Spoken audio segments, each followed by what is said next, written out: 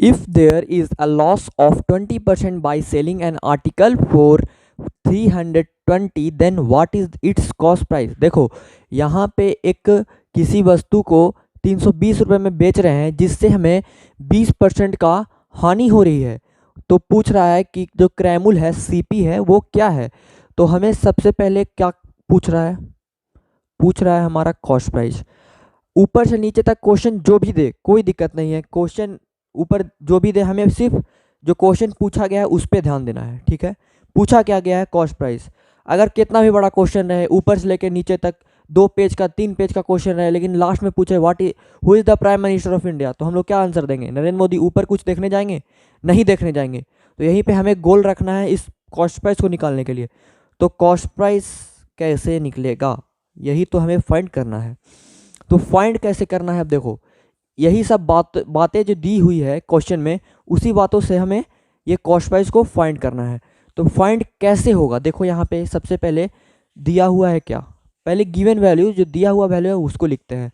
तो यहाँ पे हानि का वैल्यू दिया हुआ है 20%, तो लॉस परसेंट इक्वल्स टू 20%। ठीक है, यहाँ पे लॉस का वैल्यू 20% दिया हुआ है। यहाँ पे जो 320 वैल्यू दिया हुआ है वो क्या है।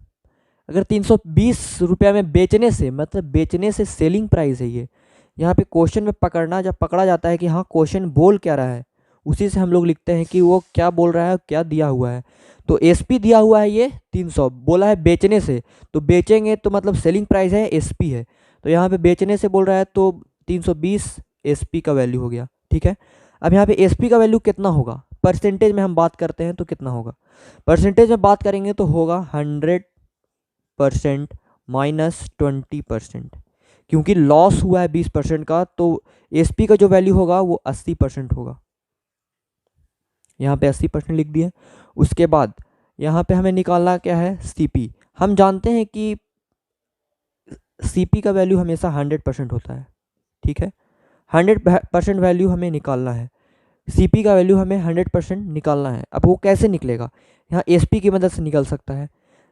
ये परसेंटेज में दिया हुआ है 80%, हमने निकाला है 100% माइनस 20% लॉस पर को घटाकर 80% दिया हुआ है सीपी का वैल्यू। तो सीपी का वैल्यू रियल में और परसेंटेज में दोनों में दिया हुआ है।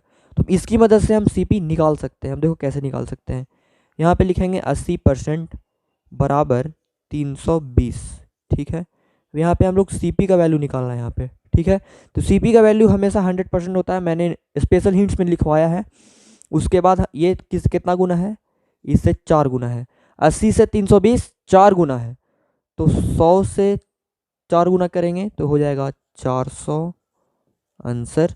जो कि सीपी का वैल्यू कितना दिया हुआ है, मतलब निकला वो 400 निकला।